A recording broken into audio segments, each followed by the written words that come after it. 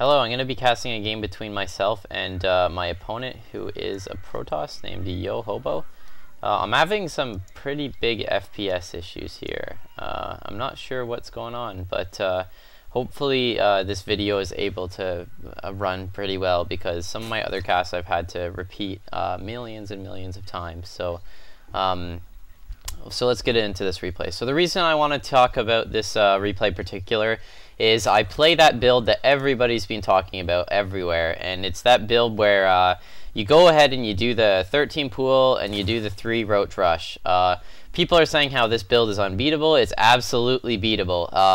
The reason why it's unbeatable is because Protoss are playing extremely greedy and they don't want to change their standard. So this build is absolutely fine. Anybody who says that this build is a free win is absolutely not a free win against any kind of Protoss. So let's talk about some of the reasons why I feel that it's not a free win. Protoss scout on 9, therefore they'll see the early pool, they'll go ahead and react to it.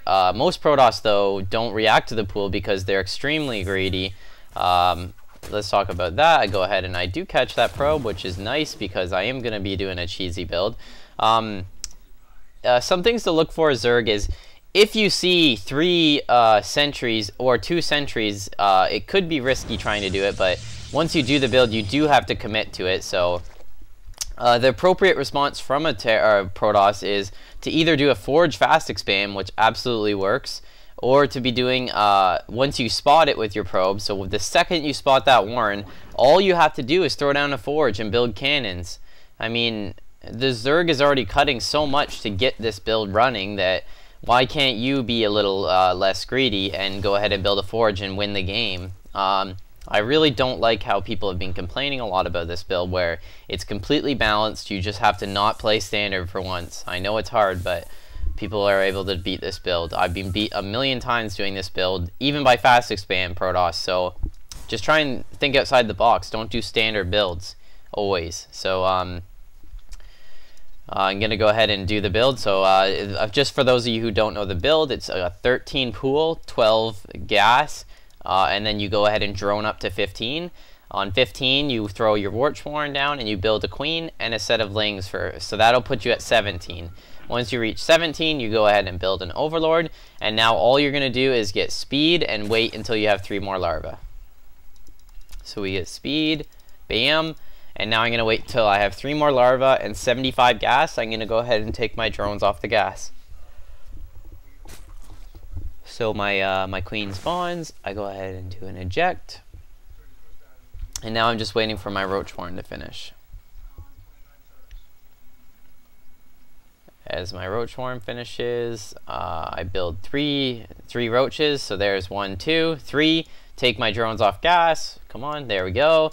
So take my drones off gas, and from now on in, I'm just going to be constantly sending units to here. I'm just rallying zerglings to this guy's base. The reason I have this overlord here is because I want to go ahead and have vision to be able to snipe this zealot standing here.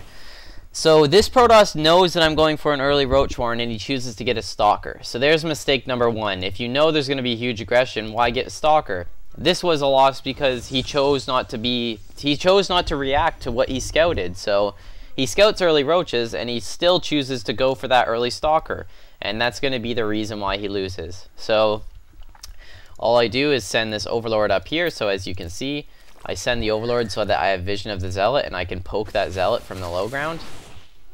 He does go ahead and just let me in without a sentry. This build's an auto win. I can definitely agree with that, but there's no reason why Protoss doesn't have a sentry.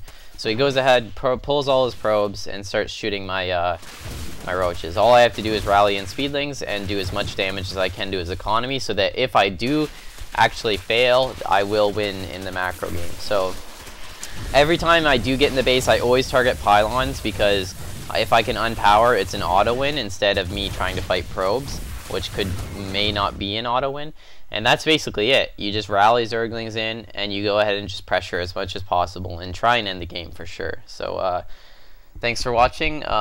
Just like I say in every video, there's going to be the replays below, and I do offer coaching, and all that information is going to be below. Thank you for watching.